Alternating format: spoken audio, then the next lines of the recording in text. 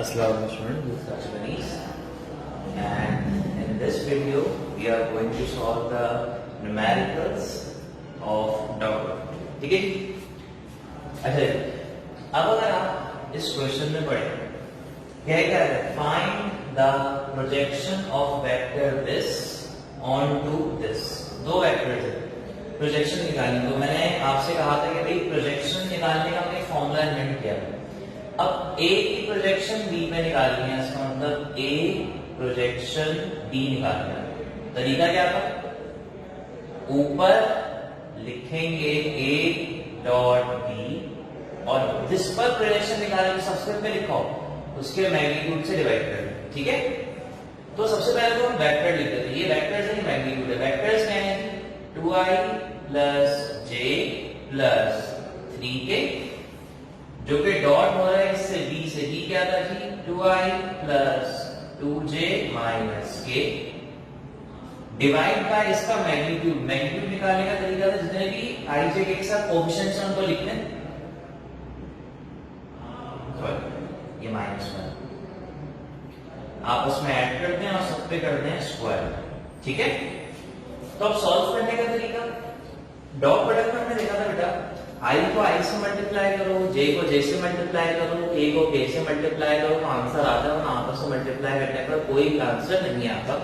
तो इसका मतलब यहाँ पर आंसर कब आएगा? जब i से मल्टीप्लाई होगा, j से मल्टीप्लाई होगा, k से मल्टीप्लाई होगा। तो अब देखिए मैं डायरेक्ट करता हूँ। 2 2 जा 4 प्लस प्लस प्लस 1 2 जा 2 प्लस माइनस माइनस 3 1 जा 3। ठीक है? डिवाइडेड बाय रूट 2 का स्क्वायर 4, 2 का स्क्वायर 4 प्लस माइनस 1 में जब इवन पावर है तो माइनस हट जाता है, बढ़ा जाता है। तो ये चीज बन गई। अब आप देखें, इसमें अगर स्क्वायर रूट 6 में जो 3 है ये बन जाएगा 3 अपॉन, ये बन गया अंडर रूट 9 और 3 अपॉन 9 का रूट होता है 3। तो प्रोजेक्शन आ गई इतनी बार। यूनिट कुछ नहीं होता तो आप हम लिख सकते हैं खाली यूनिट्स। क्लियर? तो बेटा ये सिंपल सा न्यूमेरिकल था जिसमें हमने सीखा कि प्रोजेक्शन कैसे निकालते हैं। तो आप इसे कॉपी करें।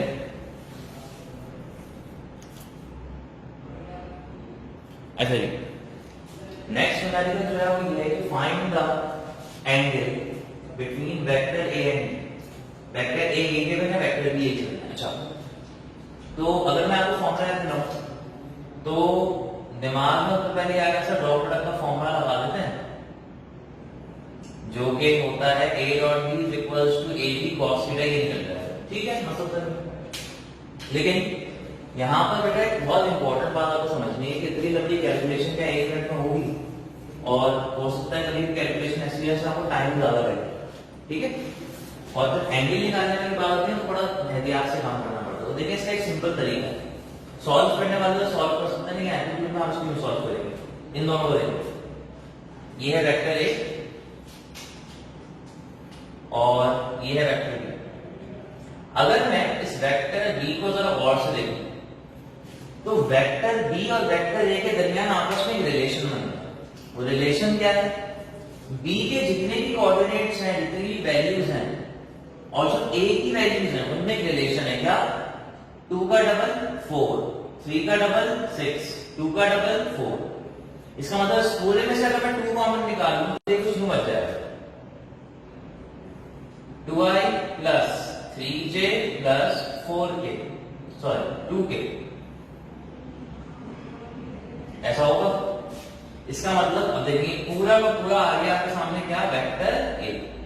तो आप देख सकते हैं जो कोऑर्डिनेट्स ए के थे वही कोऑर्डिनेट्स बी के, बस बी ए से मल्टीप्लाई बाय 2 है, मतलब उसकी लंबाई एक ज्यादा होगी, लेकिन कोऑर्डिनेट सेम होने की वजह से दोनों की डायरेक्शन सेम होगी। तो बेटा अगर दोनों की डायरेक्शन सेम है तो आप विदाउट सॉल्व करके कह सकते हैं कि जो एंगल है वो यहां पे लिखना हो जाएगा तो 0 हो जाएगा। ठीक बात? तो फौरन जज्बाती होकर सॉल्व करने में लग जाएगा। पहले देखिएगा कि नंबर से इतना रिलेशन तो नहीं बन रहा, और अगर रिलेशन बन जाती तो हमारे इस तरीके से सॉल्व हो जाता। ठीक है? फॉर एग्जाम्पल अगर मैं आपके सामने प्रैक्टिस के लिए ये न्यूमेरिकल रखूं, लेट्स सपोज ये एक वेक्टर है और दूसरा वेक्टर है। अब देखें इसके अंदर और इसके अंदर क्या है? ये वेक्टर से 3 टाइम बड़ा है, तो अगर आप उसमें से 3 कॉमन निकालेंगे बन जाएगा i minus J plus 2k, और ये पूरे कोऑर्डिनेट्स इस वेक्टर के बराबर है। उसका मतलब इन दोनों के अंदर डायरेक्शन हम सेम बताएंगे तो कितना आ जाएगा, 0 आ जाएगा। आई बात समझ में? दोबारा से करते हैं। फॉर एग्जांपल ये दो वेक्टर है,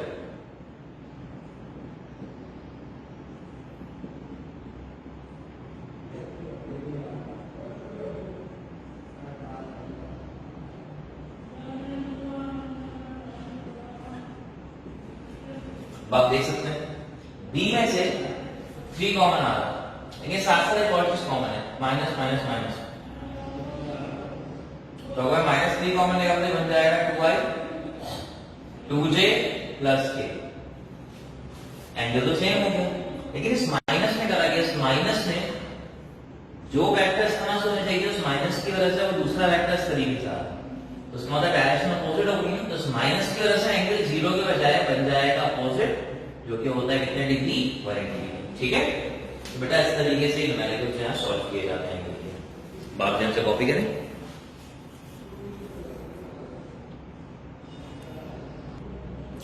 चलिए, which of the following is perpendicular to A?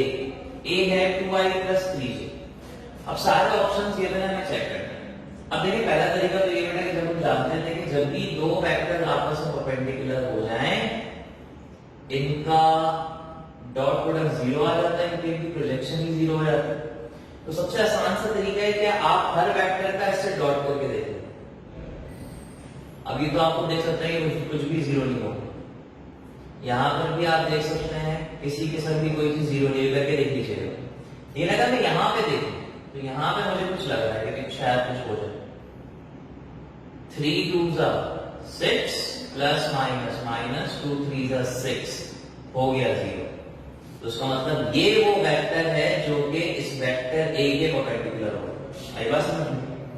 तो एक तो ये तरीका और है करने का। और अगर आप मुझसे बोलेंगे सर कोई ऐसा तरीका नहीं जिस तरह से हमसे देख के पता लगा सके, तो बेटा ये तरीका यूनिवर्सल है। जब भी दो वेक्टर्स का डॉट प्रोडक्ट 90 निकला 0 निकला है, इसका मतलब उनके दरमियान जो एंगल है वो ऑटोमेटिकली हो जाता है कितने डिग्री, 90 डिग्री। हाँ, अगर से देख के पता लगाना तो आप देख सकते हैं जो कोएफिशिएंट इस वक्त i के साथ है वो यहाँ पे इसके साथ है j के साथ, और जो j के साथ है वो इसके साथ है i के साथ। तो बीच का जो साइन है वो रिवर्स होगा। अभी साइन यहाँ का रिवर्स होता है, यहाँ का रिवर्स होता है, तो फर्क नहीं पड़ता। अगर कोएफिशिएंट शिफ्ट हो जाए, i वाला j के पास जाए, j वाला i के पास जाए और दरमियान का एक साइन बदल जाए, तो वेक्टर आपस में परपेंडिकुलर हो जाता है। ठीक है, मतलब अगर ना समझ में आए 3 डायमेंशनल वेक्टर्स हो तो बेटा फिर एक ही तरीका है कि आप दोनों का डॉट प्रोडक्ट निकालें। अगर कोऑर्डिनेट सेम नहीं होता तो सेम हो जाए तो 0 डिग्री, वरना आप डॉट प्रोडक्ट निकालें, और डॉट प्रोडक्ट निकालने के बाद अगर वो 0 आ जाए तो एंगल हो जाता है कितने डिग्री, 90 डिग्री। ठीक है जी।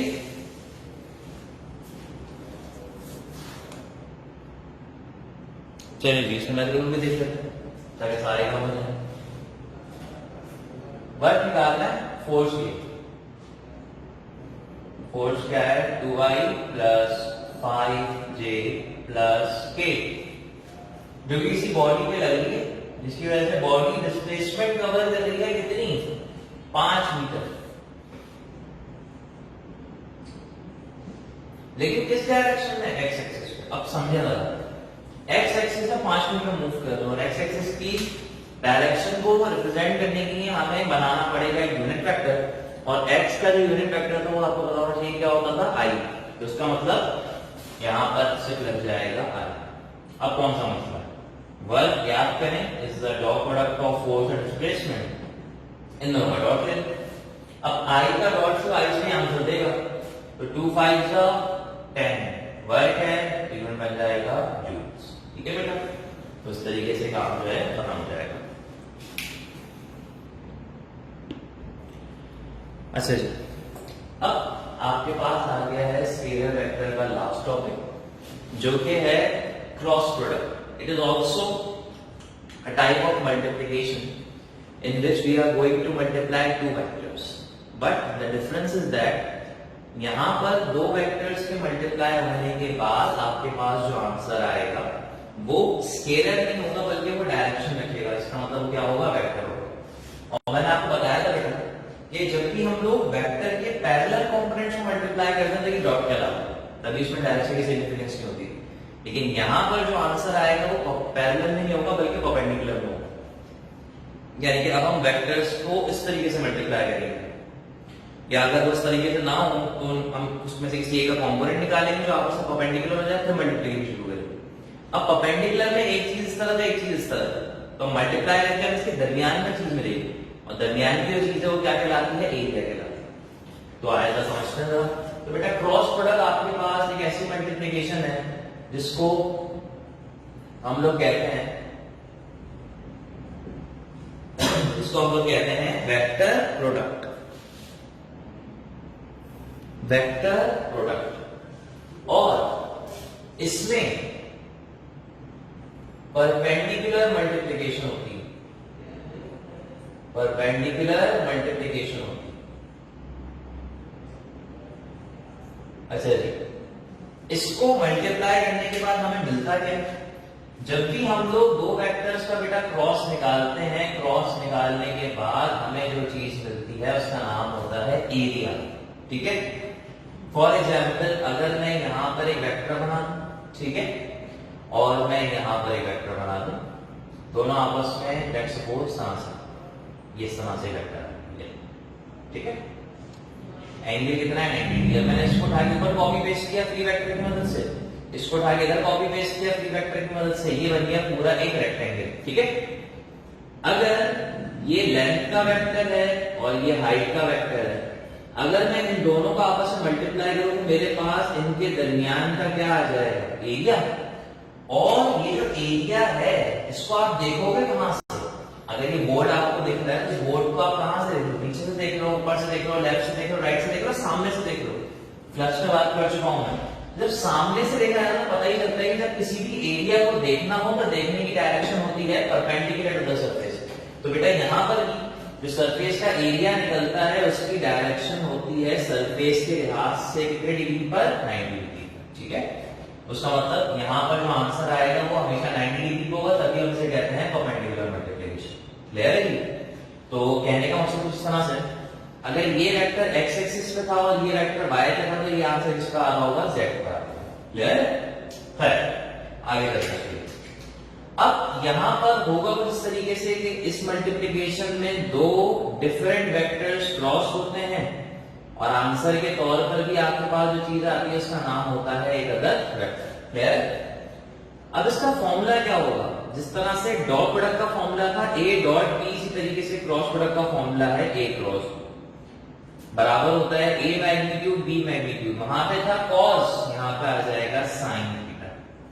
लेकिन अब कहने वाली बात ये जो साइड है असल में वेक्टर लिखाऊंगा, वेक्टर के अंदर दो चीजें होती हैं, मैग्नीट्यूड और डायरेक्शन। तो बेटा ये तो आ गया मैग्नीट्यूड, डायरेक्शन कहां से लाऊंगा? आसान है, डायरेक्शन को लाने के लिए हम बना देंगे छोटा सा एक वेक्टर जिसकी डायरेक्शन ओरिजिनल जैसे होगी कि उसका मैग्नीट्यूड 1 होगा और वो कहलाएगा यूनिट वेक्टर। क्लियर बात है? तो जब भी a क्रॉस b ओपन होगा उस तरीके से ओपन होगा। और अगर आप चाहें कि सर मैं यूनिट वेक्टर ना लिखूं, खाली a b sin थीटा लिखूं, तो अगर आप लोग खाली ये लिखेंगे तो इसका मतलब आपने a क्रॉस b नहीं लिखा बल्कि आपने लिखा है a क्रॉस b का मैग्नीट्यूड, यानी कि नंबर लिखा है आपने खाली। ठीक है, अब जैसे यहां पे कह सकता हूं for example this is 5 and this is 10, let's suppose 5 10 are 50 along z axis। ठीक है, z हटा दो बचेगा क्या, 50, वो 50 जो क्या बन जाएगा a क्रॉस b का मैग्नीट्यूड। अब वो 50 था क्या, वो 50 इस रीजन का आंसर है, इस रीजन का, और इस रीजन को हम लोग क्या कहते हैं, एरिया। तो जब भी आप किसी वेक्टर के क्रॉस प्रोडक्ट से उसका मैग्नीट्यूड एक्सट्रैक्ट करेंगे उसका मतलब आपने निकाला है क्या, एरिया। ठीक है, अब किस तरह से होगा मैं बताएगा। तो जी ये दो वेक्टर्स आ गए, अब मैं वेक्टर्स की मल्टीप्लिकेशन शुरू करूं। जब मैंने वेक्टर्स की मल्टीप्लिकेशन शुरू की तो मेरे पास इनको मल्टीप्लाई करके एक आंसर आ गया, और वो आंसर था इस सरफेस के 90 डिग्री पे, और वो बराबर था इसके a क्रॉस b के। ठीक है, क्लियर? अब मुझे कैसे पता कि ये आंसर ऊपर ही आएगा, नीचे भी आ सकता है? तो इसको समझने के लिए हमारे पास एक रूल है जिसको हम लोग कहते हैं right hand rule. Right hand rule ये कहता है कि जिस भी डायरेक्शन में मल्टीप्लाई मल्टीप्लिकेशन हो रही है उस डायरेक्शन में सीधे हाथ में जैसे ए से बी की तरफ जाए, ए के बी की तरफ। आपका थंब जहां भी जाएगा वहीं उसके ए क्रॉस बी का आंसर होगा। और फॉर एग्जाम्पल ए से बी की तरफ जा रहा है, थंब ऊपर, तो इसका मतलब यहाँ पर जो आंसर आ रहा है वो कहां की तरफ आ रहा है, अपवर्ड्स की तरफ। और अगर मैं इसी को यूं लिखूं,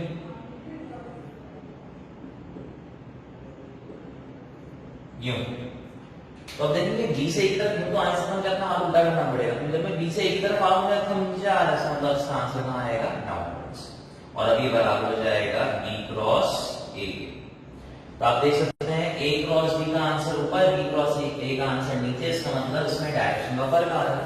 तो हम कह सकते हैं कि यहां पर A cross B is not equals to B cross A, क्योंकि ये एक दूसरे के लिहाज से होते हैं क्या जी, अपोजिट। क्योंकि एरिया है ना, एरिया के डायरेक्शन में फर्क होता है। बिल्कुल इसी तरह से एग्जॉस्ट है, सीधा चलेगा तो हवा को बाहर फेंकेगा, उल्टा चलेगा तो बाहर की हवा को अंदर फेंकेगा, ये बिल्कुल इस तरह से, ठीक है। खैर ये वाले काम किए जाते हैं, ये वाला जो है फॉर्मूला यहाँ पर अप्लाई किया जाता है। अब यहाँ तक की बात हमें समझ में आ गई। अब एक कुछ एग्जाम्पल्स देख लेते हैं। तो बेटा अब जो मैं इसके बाद वाला चैप्टर आपको पढ़ाऊंगा उसमें इसकी बहुत सारी एग्जांपल्स मिलेंगी, सर हम इसको देख लेते हैं। क्रॉस प्रोडक्ट की वो सारी एग्जांपल्स होती हैं जो हमेशा परपेंडिकुलर टू द सरफेस होती हैं, और आपको पता होगा जितनी भी एंगुलर क्वांटिटीज हैं वो सबसे से परपेंडिकुलर होती हैं। तो हमारे पास एग्जांपल्स में शामिल है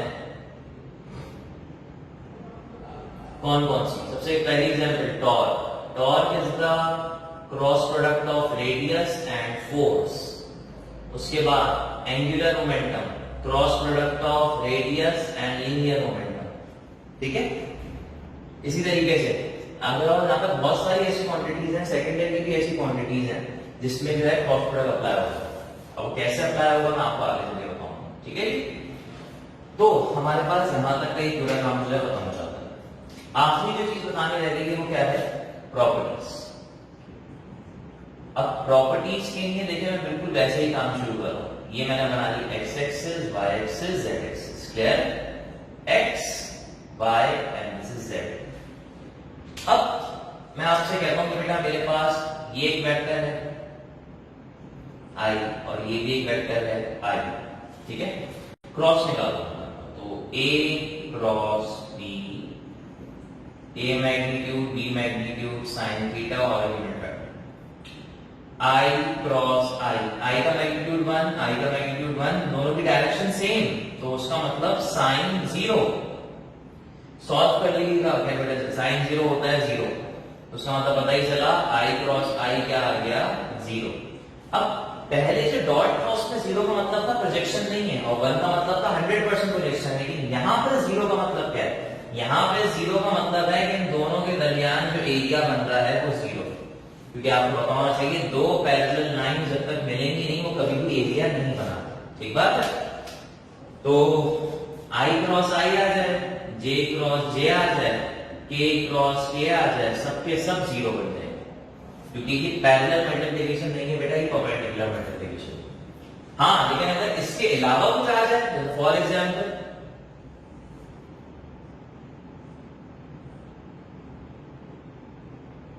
x Y Z I J K, अगर मैं आपसे बोलूं कि बेटा मैंने आई क्रॉस जे किया, आई क्रॉस जे, तो आंसर क्या आएगा के, क्लियर बात। लेकिन अगर बेटा मैं आपसे बोलूं कि मैंने ये किया जे क्रॉस के, तो इसका आंसर इसके परपेंडिकुलर आएगा, किसके बराबर होगा आई। इस तरह से अगर मैं आपसे बोलूं बेटा कि मैंने ये किया के क्रॉस आई, तो इसका आंसर इसके परपेंडिकुलर आएगा, तो क्या हो जाएगा जे। तो ये थोड़ा सा डिफिकल्ट हो जाता है, अब आप उसको सीखेंगे तो बड़ा सिंपल तरीका, आप तीनों कोऑर्डिनेट्स में आ लेते हैं और एक एरो बना दें। अब खेल चले सीधा, आई क्रॉस जे, आई क्रॉस जे क्या होता था के, जे क्रॉस के क्या होगा आई, के क्रॉस आई क्या होगा जे। लेकिन अगर मैं जे क्रॉस के क्रॉस जे लिखूं तो आंसर तो अब भी आई आ रहा है, लेकिन अब आप अलोंग द एरोज नहीं अगेंस्ट द एरोज जा रहे हैं, तो अब यहाँ पे आंसर माइनस आई आएगा। इसी तरह j क्रॉस i लिख दूं तो आंसर आएगा k, नहीं, अब आएगा माइनस। ठीक बात है। इस तरीके से सारे काम किए जाते हैं और उसका सोल्यूशन किया जाता है। क्लियर हो गया जी? तो ये था बेसिक ओवरव्यू। लेकिन अभी मैंने आपको एक चीज नहीं सिखाई, और वो चीज है दो वेक्टर्स का आपस में एक दूसरे के साथ क्रॉस ले। अब वो क्रॉस प्रोडक्ट लिया कैसे जाएगा आप समझते हैं, क्योंकि अभी देखिए आपने एक बात समझी कि यहाँ पर आसानी नहीं है, मुश्किल है। यहाँ पे आप सेम को सेम से मल्टीप्लाई नहीं कर सकते, लेकिन बराबर वाले चीजों से मल्टीप्लाई कर सकते हैं। तो इस मल्टीप्लिकेशन को हम लोग कहते हैं क्रॉस प्रोडक्ट की मल्टीप्लिकेशन या क्रॉस मल्टीप्लिकेशन। और क्रॉस मल्टीप्लिकेशन करने के लिए हमें क्रॉस प्रोडक्ट को सॉल्व करना पड़ेगा, और इसको सॉल्व करने का तरीका होता है कि हम एक मैथ्स का रूल अप्लाई करें, जो कि होता है डिटरमिनेंट मेथड। कौन सा मेथड? Determinant method. अब इसके अंदर क्या रखा जाए? पहली रॉ में रखते हैं i j k। क्लियर? दूसरी रॉ में a के कोऑर्डिनेट्स, a का x, a का y, a का z। तीसरी रॉ में b के कोऑर्डिनेट्स, b का x, b का y, b का z। अब मैथ्स वाले बच्चों को इसको सॉल्व करना आता है बाय यूजिंग डिटरमिनेंट मेथड, लेकिन हम एक नया रूल अप्लाई करते हैं, हम यहाँ पे अप्लाई करेंगे 100%। कैसे करेंगे? आए वाले एक एग्जाम्पल समझते हैं। फॉर एग्जाम्पल मैं यहाँ पे दो वेक्टर्स लिख देता हूँ। वेक्टर a जो है वो आ गया i plus 2j minus k, और वेक्टर b जो है वो आ गया 2i plus 3j minus 2k। Clear? अब अगर इन दोनों वेक्टर्स का क्रॉस निकालें तो ये बराबर हो जाएगा i j k। पहले a के कोऑर्डिनेट कितने हैं? 1 2 माइनस 1। b के कोऑर्डिनेट कितने हैं? 2 3 माइनस 2। अब सॉल्व करने का तरीका कैसे होगा समझते हैं। अब देखिए हमें पता है कि इसको इसका क्रॉस प्रोडक्ट निकालना है, उसके अंदर डायरेक्शन होगी, और डायरेक्शन की नहीं यहाँ पे i j क्या है। तो इसके क्रॉस प्रोडक्ट को निकालने का तरीका है, सबसे पहले स्टेप बाय स्टेप चलते हैं, फटाफट आंसर आएगा। 3 ब्रैकेट बनाना। पहला ब्रैकेट i का, अच्छा सबको आदत है यहाँ माइनस डालने की, अगर आप इस सॉल्वर्स मेथड से करेंगे तो यहाँ माइनस में आएगा, तो क्या आएगा? प्लस j, और फिर आखिर में आएगा k। ठीक है? अब इनके अंदर भरा क्या जाएगा? अब देखिए सर, यहाँ देखिए इन दोनों इस रॉ को लिखते हैं। कौन सी रॉ? 1 2 माइनस 1। रिपीट करें, 1 2 माइनस 1। क्लियर? दूसरी रॉ को लिखें 2 3 माइनस 2। रिपीट करें, 2 3 माइनस 2। अब क्या करना है? फर्स्ट कॉलम और लास्ट कॉलम को निगलेक्ट करो।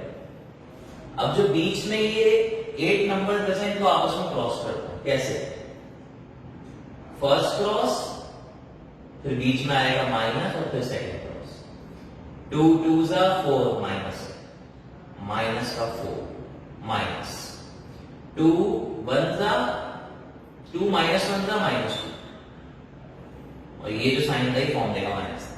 दोबारा करते हैं, first cross minus second cross, minus 1 2 जा माइनस 2 माइनस, माइनस 2 1 जा माइनस 2। ठीक है? चलिए, first cross minus second cross, 1 3 जा 3 माइनस 2 2 जा 4। अब सिंप्लीफिकेशन लगे कर देते हैं। आज -4 minus minus plus 2 plus j, -2 minus minus plus 2 plus k, 3 minus 4 ये बन जाएगा माइनस का 1। अच्छा जी, माइनस का 4 प्लस का 2, तो ये बन जाएगा माइनस का 2, प्लस ये तो हो गया 0, और ये हो गया -1 का k। तो बेटा इस वेक्टर का a क्रॉस b जो है वो आपके सामने आ जाएगा -2i, j को छोड़ने के 0 हो चुका है, -k। ठीक है जी? अब अगर मैं इसी वेक्टर का मैग्नीट्यूड निकाल दूं, तो वेक्टर है ना, इसका मैग्नीट्यूड निकाल दूं, तो वो मैग्नीट्यूड मुझे बता देगा यहां पे आने वाला एरिया। क्लियर होती है सारी बात? तो ये था जी आपके पास क्रॉस प्रोडक्ट। अब आप इसे कॉपी करें और फिर हम इसके कुछ न्यूमेरिकल्स देखते हैं। अच्छा बेटा, अगली क्वेश्चन पढ़े। Find the area of parallel. Parallel असल में हमने रेक्टेंगल बनाया था, रेक्टेंगल का जनरल केस होगा पैरेललोग्राम होगा। असल में square, triangle, sorry square, rectangle, parallelogram सबके सब क्वाड्रिलेटरल। जनरल केस जो होता है क्वाड्रिलेटरल का पैरेललोग्राम इस तरह। इसी को अगर 90 डिग्री कर दो तो रेक्टेंगल, इसी की सारी साइड्स इक्वल कर दो तो स्क्वायर। ठीक है, तो ए क्रॉस बी निकालना पड़ेगा। आए चला देखते हैं किस तरह से निकलेगा ए क्रॉस बी। देखिए मैं डायरेक्ट आई जे के पहले 2 - 3 यहां पे 0, फिर 4 2 यहां पे 0।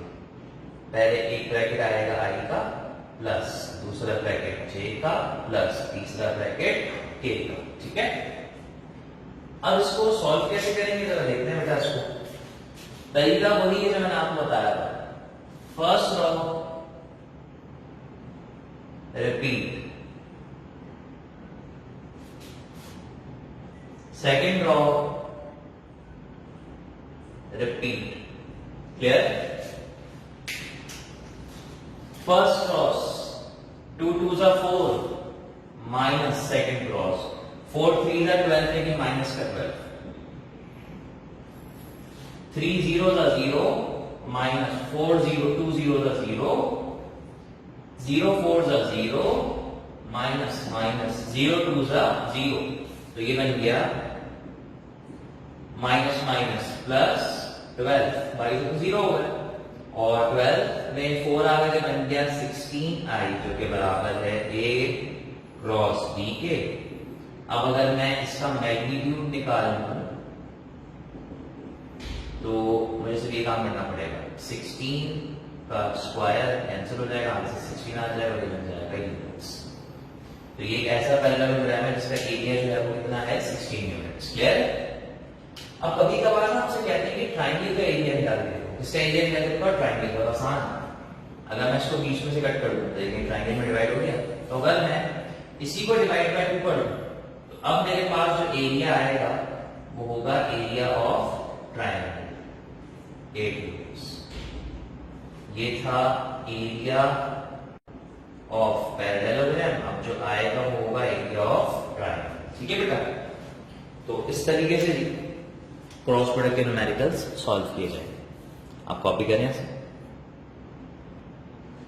अच्छा जी, एक आखिरी क्वेश्चन कहा ही था कि अगर a डॉट b हो जाए 2 और a क्रॉस b हो जाए 2√3, सॉरी a क्रॉस b का मैग्नीट्यूड हो जाए 2√3, और आपसे पूछा है एंगल a और b के दरमियान, तो आप क्या करेंगे? आसान है, काम करते हैं।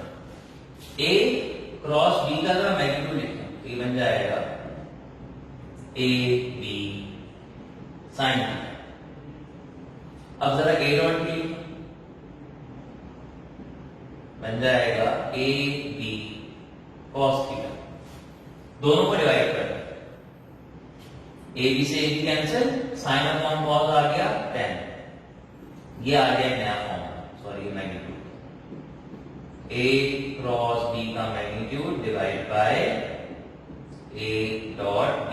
पलट के लिखें, tan theta is equals to a cross b का magnitude divide by a dot b। अब बेटा से वैल्यूज को थोड़ा सा याद कर लेते हैं। tan की वैल्यू याद करना बहुत आसान है, मैं आपके सामने लिख देता हूं।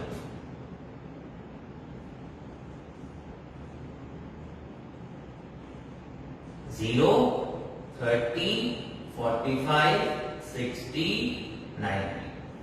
0 पे 0, 30 पे 1/√3, 45 पे 1, 60 पे √3 और 90 पे इंफिनिटी होती है।